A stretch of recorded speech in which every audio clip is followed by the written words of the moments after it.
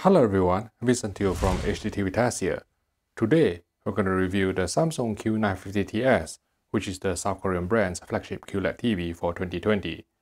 The company is by far the biggest advocate of 8K among TV manufacturers, so naturally the Q950TS features a native 8K LCD panel with a resolution of 7680 x 4320 pixels. Our review sample is the 75-inch version, model number QE75Q950TS, but it's also available in other screen sizes of 65 and 85 inches.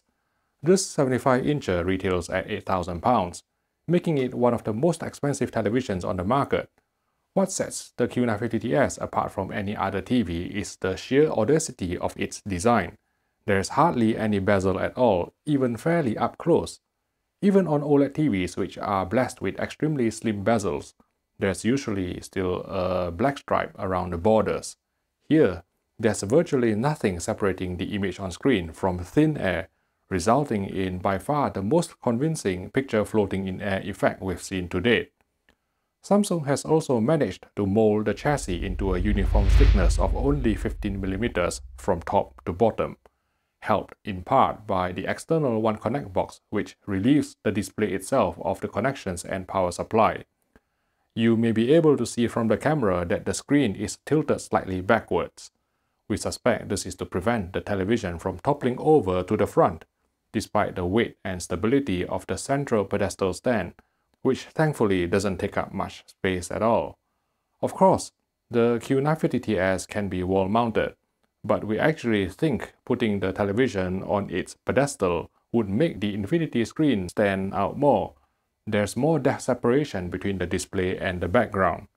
As a side note, my cameraman has been asking me to put more foreground objects in my product shots to create more depth in my videos, but personally, I think my videos have enough depth already. Small perforations can be found along the edges of the cabinet, housing the object tracking sound plus 4.2.2 channel speaker system to deliver better sound localization to the picture on screen. 4 HDMI inputs are available on the One Connect box, of which HDMI 4 is the HDMI 2.1 gaming port with a bandwidth of 40 gigabits per second, allowing for 4K at 120Hz at 10-bit 444 resolution. 2 remote controls are supplied, although because the traditional remote is infrared and a bit cluttered, most owners would probably choose to use the sleek and shiny smart remote.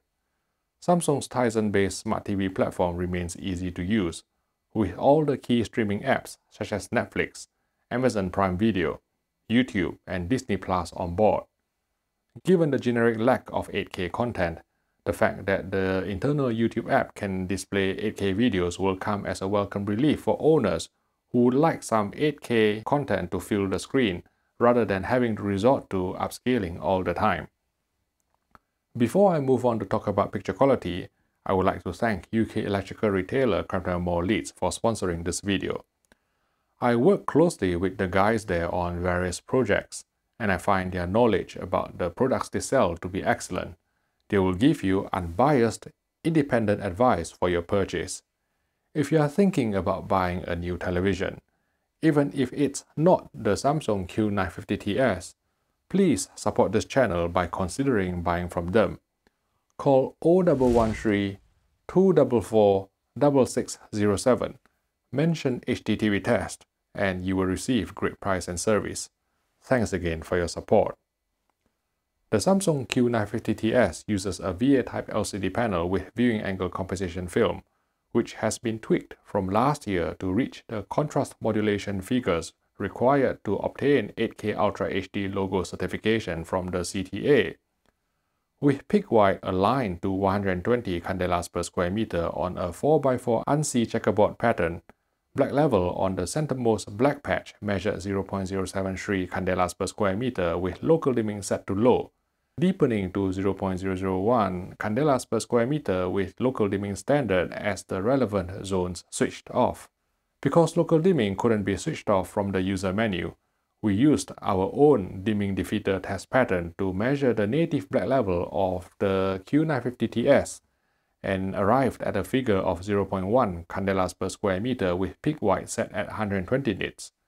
Using another of our own custom-authored test pattern consisting a small white box crawling horizontally and then vertically against the borders of a black background, we counted 30 vertical columns and 16 horizontal rows, giving us a total of 480 independently dimmable zones. Samsung's local dimming algorithm continues to favor minimizing blooming or haloing artifacts and keeping letterbox bars inky black. In this campfire scene from The Revenant, the Q950TS would dim the subtitles such that they exhibited less blooming than rival full-array local dimming LED LCDs. But shadow detail would also be slightly crushed compared to reference, and there were some backlight fluctuations as the camera zoomed in and the average picture level changed. On this rapidly expanding white circle we normally use to assess ABL or automatic brightness limiter, you can see a vignetting effect along the circumference as the television tried to dim down high contrast edges to reduce light leakage into the black background.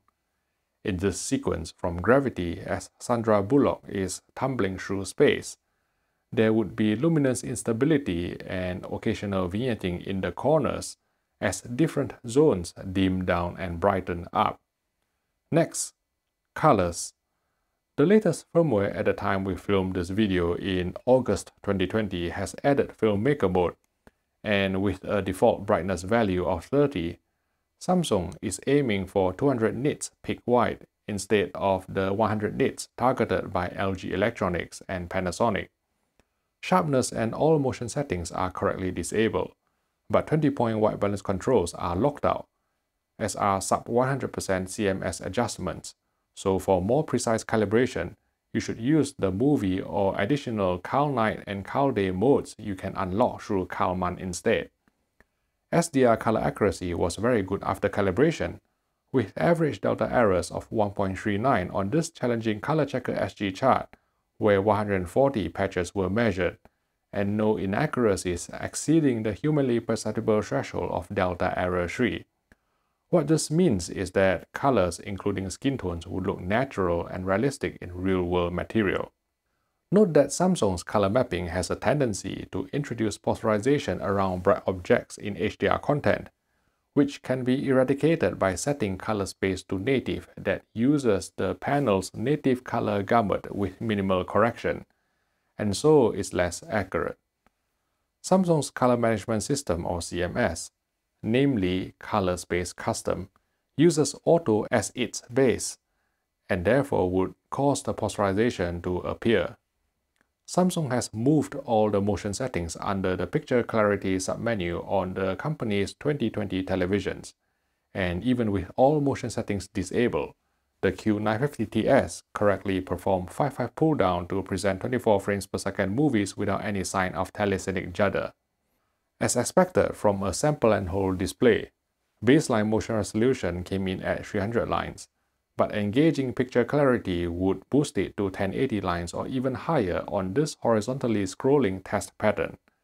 Interestingly, the motion interpolation on the Samsung Q950TS didn't get on very well with 50Hz content, causing frequent frame drops in the majority of 50Hz broadcast programs we watched.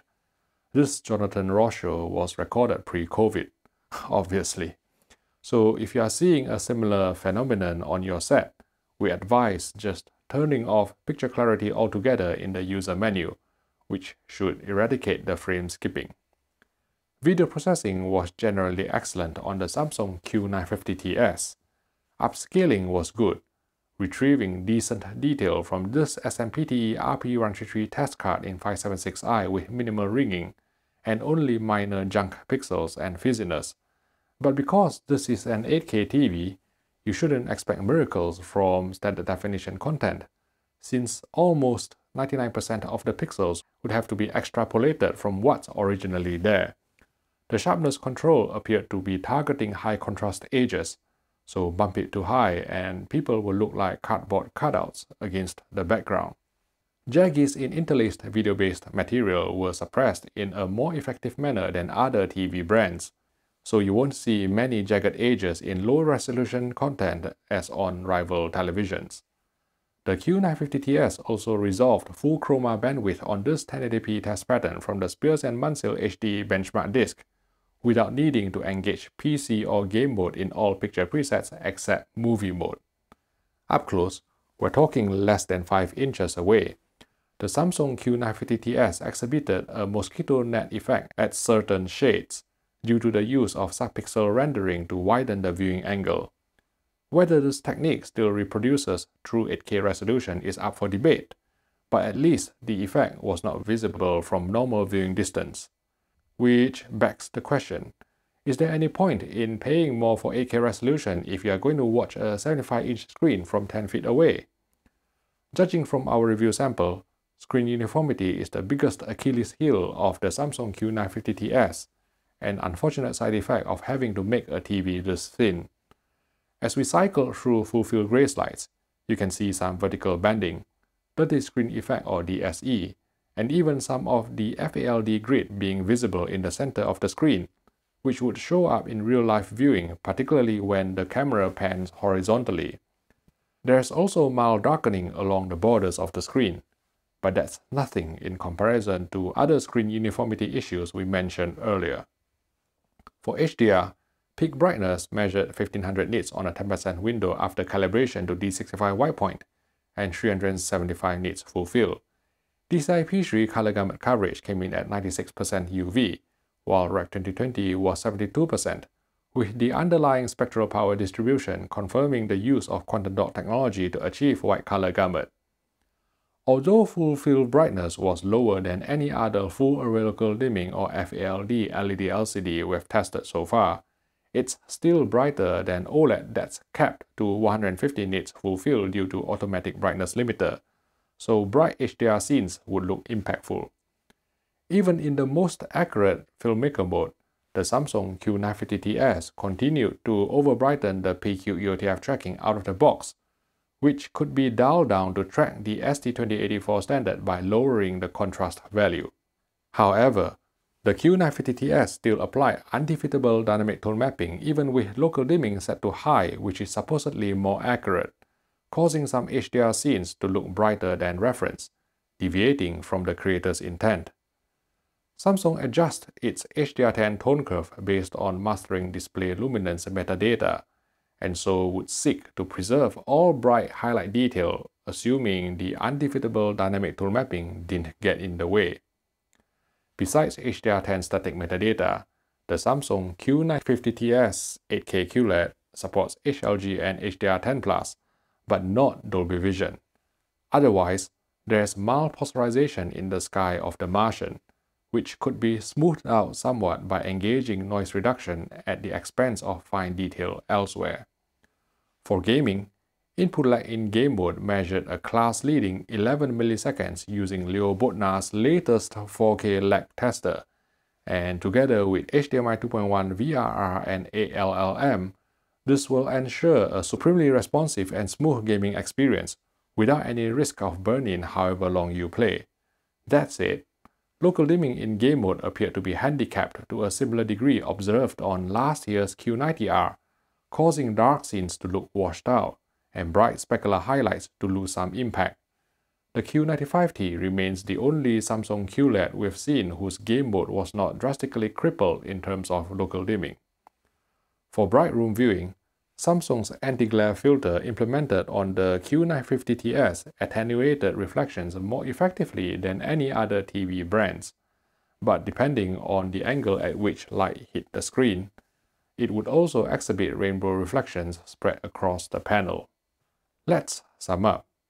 With the Samsung Q950TS, 8K resolution comes at a cost, and I'm not talking about the expensive price either. An 8K LCD panel will have lower light transmittance than a 4K LCD panel of the same size, simply because the pixels and transistors are packed more densely on an 8K panel, so less light can pass through. To illuminate an 8K panel to the same brightness as on a 4K panel, a more powerful backlight is needed, which is in turn restricted by power regulations and whether the heat generated can be dissipated adequately to protect other components. This is the primary reason why the full screen brightness of the Q950TS was lower than any other Samsung 4K QLED we have on record. At 375 nits full fill, it's dimmer than the Q95T, which could do 750 nits full screen, the Q80T 500 nits full screen, the Q90R 550 nits full screen, the Q9FN 570 nits full screen. Even the lowly Q70R managed 400 nits full screen. Of course, 375 nits is still going to be brighter than OLED's full fill luminance of 150 nits, but you can do that with any 4K LED LCD, which is substantially cheaper than the Q950TS anyway. Perhaps that's why Samsung felt compelled to implement undefeatable dynamic tone mapping for HDR content, to give the illusion of brighter HDR even when the full screen peak luminance is darker than its 4K QLEDs. At the other end of the contrast ratio spectrum, the native black level also measured shallower than all other 4K QLEDs we've reviewed, due to a combination of the viewing angle compensation film and the need for a more powerful backlight to penetrate the dense 8K LCD layers. This has further undesirable knock-on effects. To make blacks appear as deep as 4K QLEDs with higher native contrast, the local dimming algorithm has to work even harder, more aggressively, leading to greater incidence of crushed shadow detail and luminance fluctuations. But the number one reason that will put off videophiles from buying the Samsung Q950TS, besides the price and the lack of Dolby Vision, is going to be the noticeable banding, dirty screen effect, and visible FALD grid. As stunning as the nearly bezel-less infinity screen is, squeezing a 480-zone FALD array, a powerful backlight, and even object tracking sound plus speakers around the screen into such a slim form factor has had a detrimental effect on screen uniformity.